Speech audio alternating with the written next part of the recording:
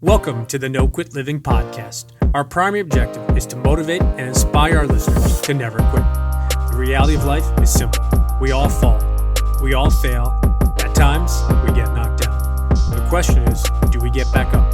Are we stronger? Are we better prepared to attain the maximum of our potential? Thank you for joining our No Quit tribe. As you go for your greatness today, never quit. And remember, we rise by lifting others up. Welcome to episode number 321 of the No Quit Living podcast. I'm your host, Christopher J. Worth, and today's theme of the day is Embrace the Suck. Our quote of the day comes to us from David Goggins. Do something that sucks every day.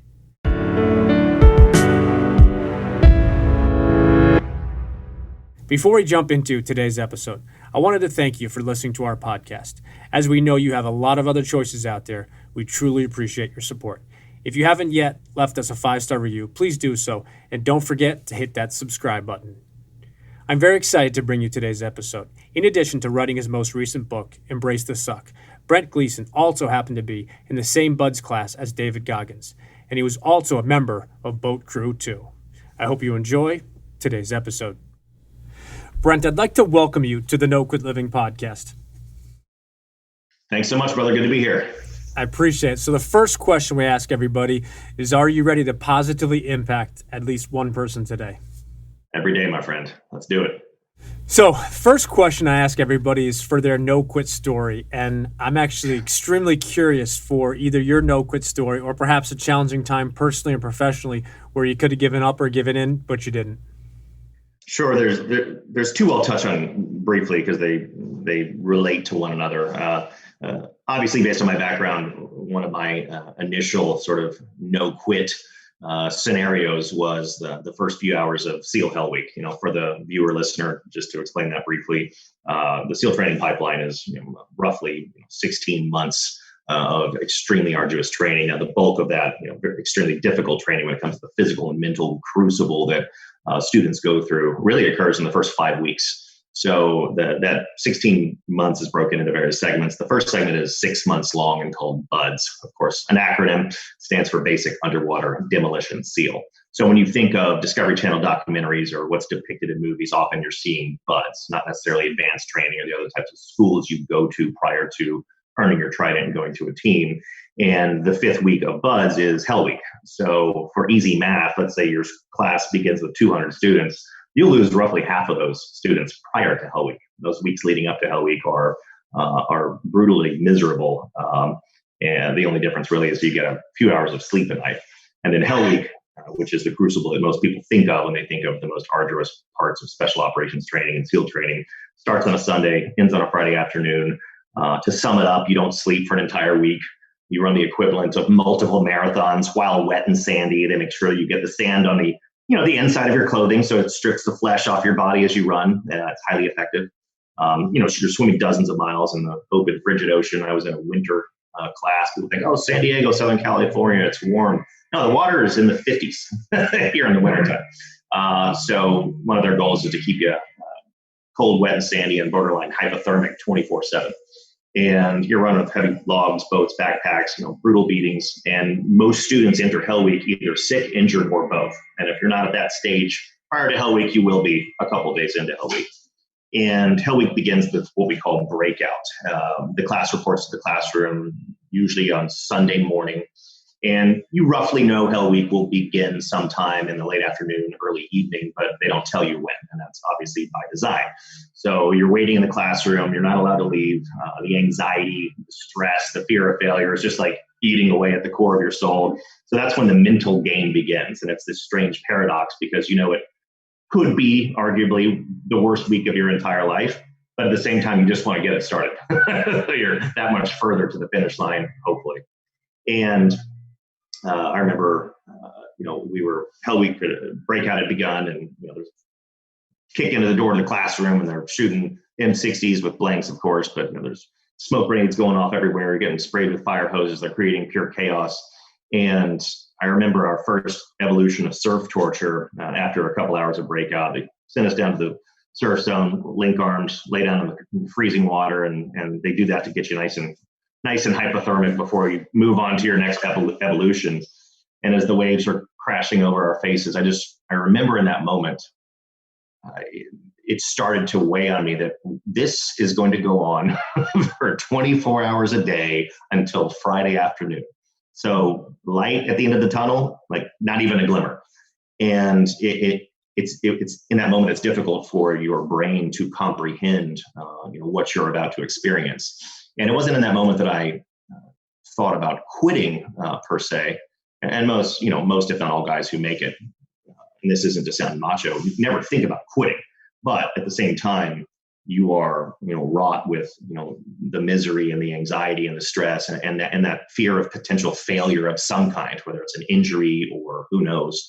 And I just remember in that moment that I really couldn't even comprehend what it was going to be like to push through that moment. But at the same time, just like everybody else in that position, you have a choice right then and there.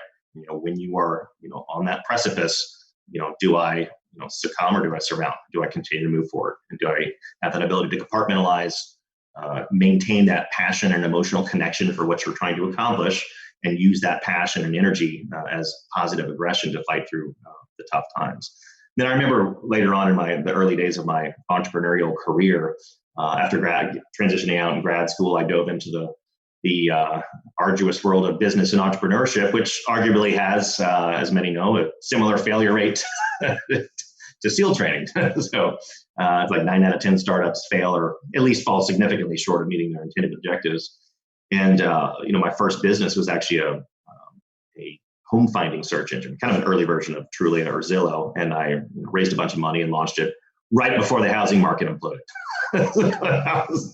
that was my first real struggle on the battlefield of business. And it was significant enough towards a point of like, can we even push through this? How are we going to pivot? Just like a lot of people have had to do over the past 10 months with COVID, impacting all organizations out there. So those are a couple times where I look back, and obviously I'm glad that I had the wherewithal and fortitude to push through. Obviously not without a lot of pain and suffering and tears, mostly by me. But no, I appreciate you touching on both of those stories, and I appreciate the intro in regards to the SEALs and the training. Maybe a difficult question, but was there one thing that was the most difficult part about Hell Week? Everybody has usually, one thing. And sometimes it comes down to specific evolutions where you might be a stronger runner than you are a swimmer, or vice versa. You might be great at certain evolutions, but you're terrible at the obstacle course, or, different types of things. Because a lot of these things, not just in Hell Week, but in those first couple months, are pass-fail evolutions. So every phase of BUDS, for example, which has 3 phases in that 6 months, then you move on to advanced training, there are pass-fail evolutions. You're obviously taught how to execute those evolutions. Many of us practice some of these evolutions prior to even joining the Navy, but usually you get 1 or 2 chances, or that's it, you're done. So for me, and I've been asked that question several times, for me it was more of the all-encompassing physical and emotional stress of the situations, because it's up super early, long day grind. The constant fear of failure, you have your timed runs, your timed swims, you have to get faster and faster each phase. You have the academic side, which a lot of people don't think about. You have to make the grade. For officers, for example, you need to make, 90% or above on all tests. For enlisted, I believe it's 80% or above on all tests. Or you have the potential for a board review or being dropped for performance. So after a long day and your body's broken, you still have to do homework or study for tests. So, and then, you're going to have a few hours of sleep and your alarm's going to go off and you're going to feel that horrible feeling all over again. So for me, it was just the grind and the anxiety of not ever thinking or feeling like I was going to quit, but just imagine the most stressful graduate school program you could ever go to in your entire life. And if you don't do extremely well, you're going to end up in a position that you don't want to be. There's a part of me that wanted to be a SEAL for a while, and just listening to you describe both Hell Week and the training, I think I'm glad where I am now and not having gone through that.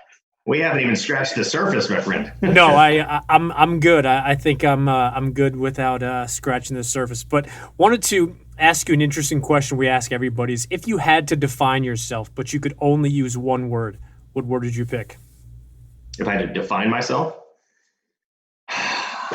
I I think based on the conversation, I would say resilient. And again, that's not without the impact of your general human emotion when adversity strikes, of surprise, anger, depression, rationalization, and things like that. But I feel that over the course of my life, and this is how I touch on a lot of this in the new book, which is essentially about resilience and mental fortitude. And it's an interesting psychological study and has posed a challenge for behavioral scientists over the years, because these schools have thought of are certain people more resilient than others, or certain people resilient because they've had such an arduous upbringing. Does it have anything to do with it, or does it not? And you can look at both ends, and I've got examples we can touch on later, but I think it's more of a gradual progression for most people, and being intentional and decisive in how we expand our comfort zone based on the choices that we make, both in our personal lives and our professional careers. And so to say resilient as a descriptive word, I would say that's more of a recent development. I haven't always been resilient, haven't always been mentally tough, but I think that the choices that I've made and some of the calculated risk that I've engaged in, whether it's the Navy and leaving a relatively lucrative job in finance to try out for the SEAL program, to transition into entrepreneurship, there's a lot of pain and adversity that comes with all those things, but having been able to navigate those with some degree of success, I think has continually to develop those resilience muscles, so to speak. We're going to touch on your book in a second, but I believe you were in the same Bud class with David Goggins, and he's, I'm going to say in parentheses, an incredible guy. But I was curious, if there was only one thing you could take from him, what would that be? Yeah, so we were in the same Buds class, same boat crew, and Hell Week and all that. So boat crew too? Boat crew too, baby. And there's like my buddy Drew Sheets was in our boat crew, a couple other guys, just like some of the toughest people I'd ever met in my entire life. Wasn't American Sniper in that boat crew also? No, Chris was a totally different Buds class. Oh, okay. And a different team that obviously a good friend of mine. But David had been at Buds for about 10 months already. As many who've read his book or heard his story, we were his third class. He kept getting injured in Hell Week. And so he rolled into our class to do Hell Week for the third time. I was like, you know what? I'm going to do this once. Let's get it right the first time. Pray to God I don't snap my leg in half. And then we were in the same boat crew. For those who don't know, they organize boat crews based on height. Because a lot of times you're running around with a boat on your head. You don't want a bunch of three dudes who are 6'2" mixed with guys who are 5'8", because it just wouldn't work real well. And so we were in the same boat crew, and I would say the David has been on a long progression in his journey of mental fortitude. It didn't just start when he was young, and the arduous things that he had to deal with as far as an abusive household and racism and learning disabilities and childhood obesity, but also his time in the teams and his time beyond the teams and becoming a world-renowned elite athlete, ultramarathon runner. But I would say if I had to choose one takeaway from him is discipline, and not just the art of discipline in a one-off scenario, but learning how to continue, like he says, learning how to continually recertify yourself as a savage.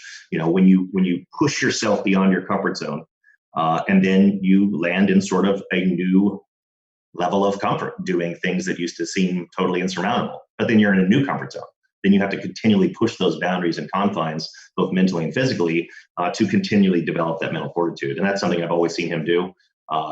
He takes it to an almost undigestible level when it comes to the extremity of mental fortitude and discipline. But he's cut from a different mold than most of us.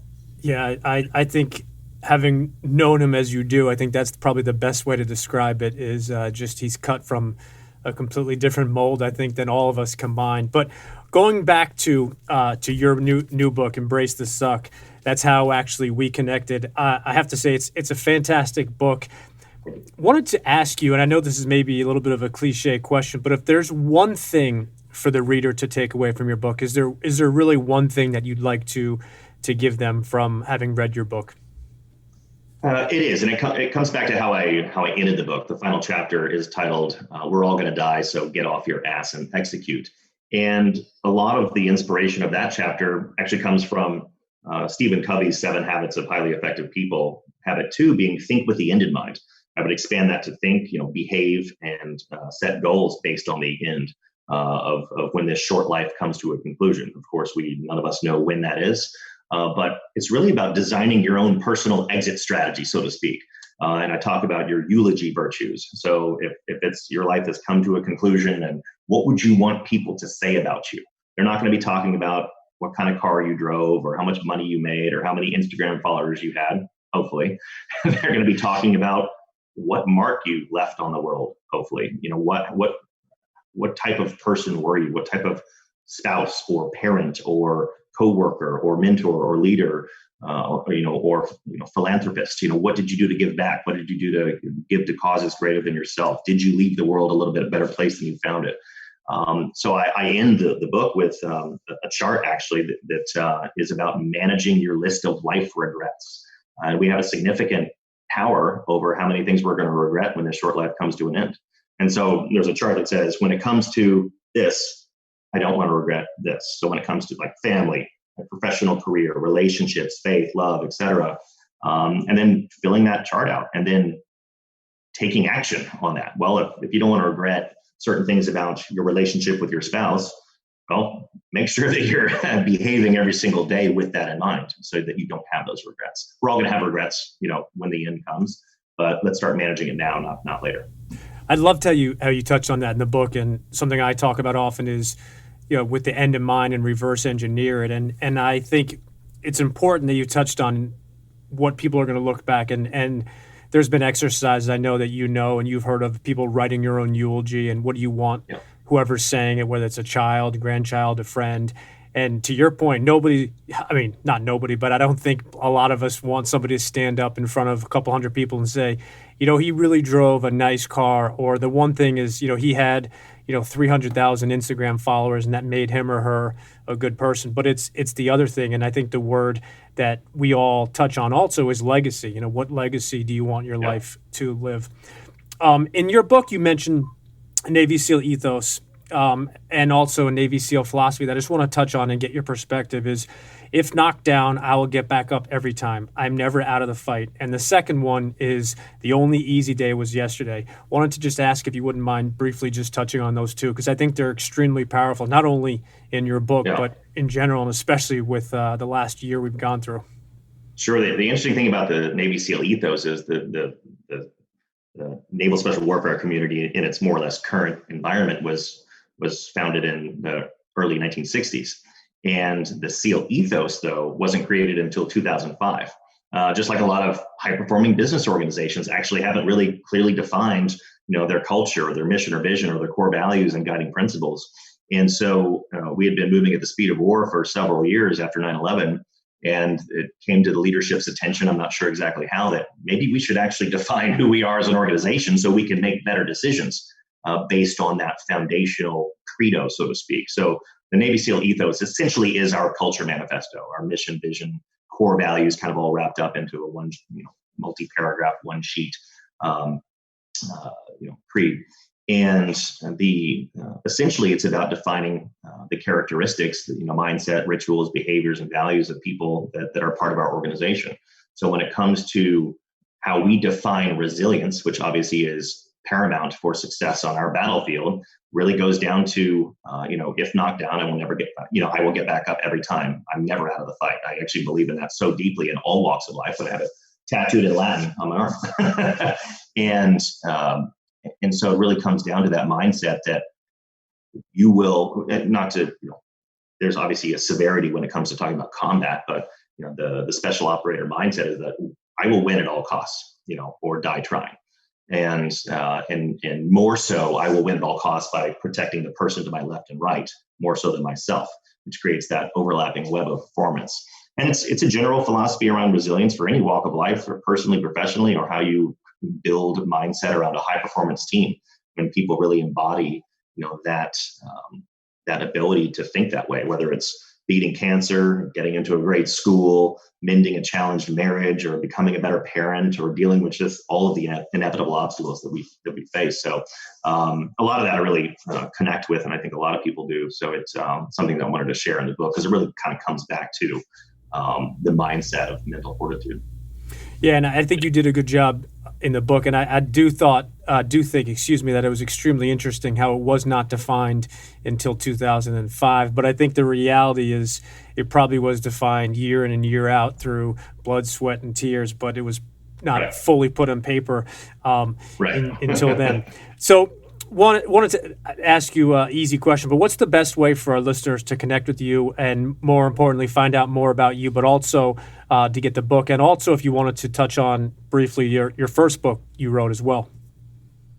Sure. Our company website is takingpointleadership.com. I'm the founder and CEO. We're a leadership and organizational development consulting firm. We work with medium to enterprise level organizations all over the world, and essentially creating higher performing teams, culture transformation, leadership development, management training, employee engagement strategies, everything that goes into enhancing the performance, sustainability, growth, and profitability of the organization. As far as the book goes, the new book, Embrace the Suck, The Navy SEAL Way to an Extraordinary Life, can be found on all online retailers, so your Amazons and Barnes and Nobles of the world. It's in your brick and mortar bookstores like Barnes and Noble and some local bookstores as well. And my first book, Taking Point, a Navy SEAL's 10 fail-safe principles for leading through change, is more of a business book about leading through change. Obviously, a lot of the principles can be applied kind of in any area, personally and professionally, but more of a special operators perspective on change leadership in the business world, whereas the new book is really more about personal transformation. I appreciate that. I know you've heard the famous quote by Jim Rohn, "You are the average of the 5 people you spend the most time with." If I had the ability to grant you dinner with any 5 people, dead or alive, and you could learn from them and converse with them, who would you pick? That's a good question. I would pick, 5 of probably the closest. There are much more than 5, but 5 of the closest teammates that I've lost. And, to have one last conversation, drink some beers, tell lies, because the connectivity you have, within an organization like that is impossible to replicate in any other type of organization. And it's interesting because our culture is not perfect, our relationships aren't perfect in the Naval Special Warfare community. It's you're dumping a bunch of A-type personalities into a melting pot, and eventually at some point something's going to explode. But when it comes time to work and that switch is flipped, you will die for the person next to you without a second thought, without any regrets. And I guarantee you, if those 5 people that I could have dinner with, if you ask them at that dinner, do you have any regrets? They would say not one. Regardless of what they left behind or family or things like that, they would say that they have no regrets. So that would be my answer. That's a fascinating perspective on that, and I think it just says so much, not only about your life and what you do in the past, but also a lot of what you touched on in the book. So what I'd like to do real quick is just switch over to what we call our hot seat questions, and the only request we have of you is you spit out the first thing that comes to mind. All right. Last meal, you can pick absolutely anything. What do you pick? It's going to be Mexican food. Favorite smell? Roses. Favorite sport? Rugby. Favorite team? Dallas Cowboys. Boo. All-time favorite movie? Oh, I'm terrible at this one. I'll just have to Braveheart. Oh, okay. Do you have an all-time favorite author? No, there's no way I could pick one. What's your favorite app you use on your phone? LinkedIn. I'm not a big app guy. What is the background picture on your phone? My kids. Do you have an all-time favorite book? I do not. Similar to movies, I can never choose one book. No. What about a favorite quote? Do you have an all-time favorite quote? One that I've been really liking recently is from Bruce Lee. Do not pray for an easy life. Pray for the strength to endure a difficult one. That is a fantastic quote. Have you seen the letter he wrote to himself? No, I know about it. I haven't seen it, though. I'll send it to you after. It's pretty fascinating. So, interesting question we ask, and we truly believe in the power of books. So, excluding your 2 books, is there anything you've read recently, or perhaps you're reading something currently that you'd like to recommend to our listeners? Yes, I have a few actually. Obviously, David's book, Can't Hurt Me, has been a groundbreaking book, I think, for a lot of people. Jim Mattis's new book. I had the opportunity to interview General Mattis for. I'm on the executive board of the Seal Family Foundation, and one of the ways we pivoted during COVID was to do some virtual town hall sessions where we interviewed Jim Mattis and Dan Crenshaw and Jack Carr, one of my former SEAL team buddies.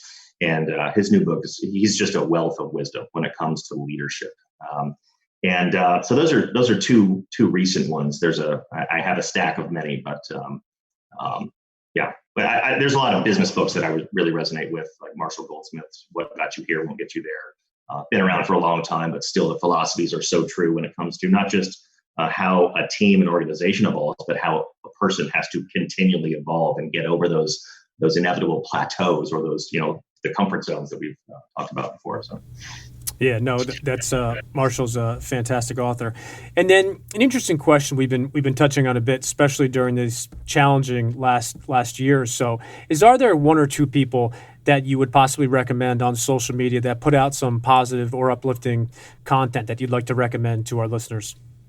No, absolutely. A good friend of mine, Bedros Keuilian, he is the CEO and founder of Fit Body Boot Camp, but also just puts out a lot of really great. I like to shy away from the term motivational, but motivational content around leadership, leading others, leading yourself, how to be more successful or make more money or things, but all grounded in very, very solid principles. Not some of these just cheesy how to become a millionaire nonsense. It's really great stuff. My buddy Jason Redman, who I told his story in the book. He's despite what he's been through, being shot multiple times in the face, chest, neck, and arms, it's one of the most inspirational and motivational and just happy people that I know. So people like that, I think that I've really found a lot of recent inspiration. And I'm newer to Instagram, so I'm still exploring. You will get there based on the quality of what you put out and who you are. I'm sure you'll have a million followers basically pretty soon. Then my life will be complete. So speaking of Instagram and social media, I wanted to ask if you wouldn't mind just sharing where you are active and how our listeners can follow you there. Social media wise, mostly active on LinkedIn. So just search me on LinkedIn, and on Instagram, it's Brent_Gleeson, which is GLEESON. And then last question I have for you is if you have any parting words you'd like to leave with our listeners today. I think it goes back to what we were talking about before is manage that list of life regrets starting today. Plan for tomorrow today. Be a steward of your own outcome, so to speak, and think about the things that you don't want to regret when this short life comes to an end. Make a list of those things and have rituals based on achieving those goals. Behave that way. Align your core values with that outcome, and take necessary action so that you can design a purpose-driven, meaningful life that's as fulfilling as you could possibly make it. I love that last part you said, and I think it's something that people often miss. They have those rituals, they have those habits, they have those thoughts, ideas, but it's that taking action that people, I think, don't overemphasize enough. So I truly, truly appreciate you sharing your time with us today, and I hope that you and I can connect again soon. Absolutely, brother. Thanks so much. It was great to be on the show, and we will definitely do it again.